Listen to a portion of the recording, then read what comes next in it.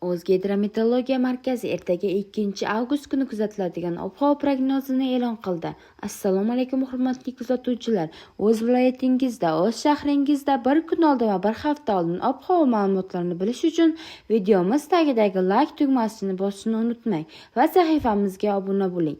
O'zbekistonda avgust oyi quruq va biroz issiq ob-havo bilan boshlanadi.